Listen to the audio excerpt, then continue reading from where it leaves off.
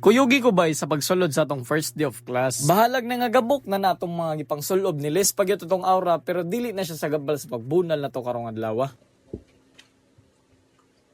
So, mayong bungkag kanyo dihagoy, it's another day, another opportunity na punta. Karong adlaw tungod sa kakondisyon na to diri bay. Wala gyud na sipgat hapit pa na pisan. Nga klaro gud kaayo tong pormada diri. Gilaliman ka ng accessories nato murag 7 na katuig istambay sa timbangan. Dili po dipalkan siya tong pinakasino nga sapatos.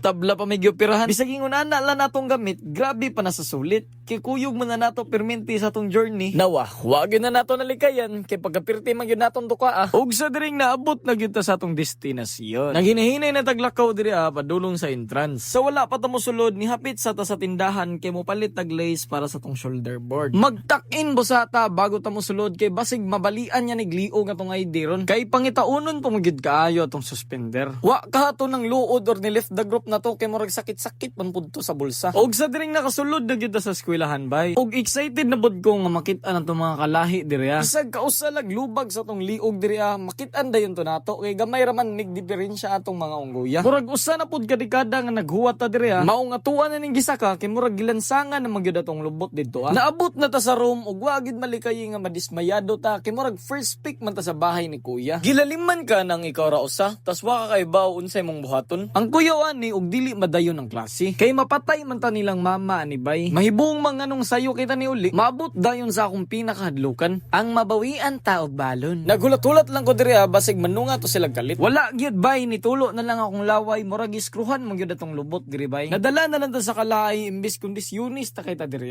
Nagamit unta atong mga teknik sa pag-answer diri Panagsaay ra ba ni manggawas. Ang nakapan magamit ra ni siya bay ug walay tawo. Murag gamay ra ang naay kahimtang ani sa kalibutan. Makakanta na lang buntag wa ko kasabot sa gibati ron. Kaog toron. Luna wala. Og sa diring nakadesisyon nagud ta nga mauli diri Kay basinyag madayunan niya tagkatililing maluag na ng screw sa atong utok. Labi nagdako king aura ang kalaay. Rest in peace na lang dyan sa atong balon diri bay. Kaysa namang magsigi taghulat sa taong gipaasar ta. Sa tinuod lang sakit gyud na siya. Pero masakit yun ang lubot nga gialmoranas sa sige gulat.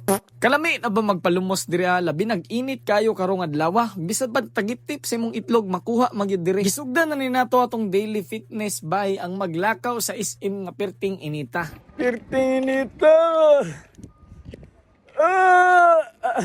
Mauli ng hidden place sa Mambaling. Kay naaman diri ang malahistoric nga dagat nga si Pacific Ocean ug Atlantic Ocean. May nang pahibaw di ka kaysa maglarga-larga pa ka. Pinasyargaw vibe feels dayon ta diri bay. Painit-init sad ba? Murag yung Amerikanong gidauban. Pagsulod na ko diri sa SM bay, gisugat yun ko sa kalami. Kay pagapirti mang yung bugnawa. Shout out sa iya, Pussycat. Sa diring naabot na kita sa terminal ug naghuwat-huwat na lang punta sa bus. Ni signal naman ang konduktor diri bay, mao nga tuan na ng pikhan aron makauli na ta. Shout out di kong nanay bay kay grabe man kayo ni siya kamalipayon. Kanaganing magtan-aw ka sa iya mawala dayon imong problema. The ongoing na natong buzzer beater diri. Kay murag lami na mugid kayo ihagba sa kama. Puhon-puhon maabot ra gyud ta aning trabaho basta kay magkugi ug hasol lang gyud tagoy. Finally naabot na gyud ta sa atong teritoryo. Dari lang ta mga guys, yon my next vlog.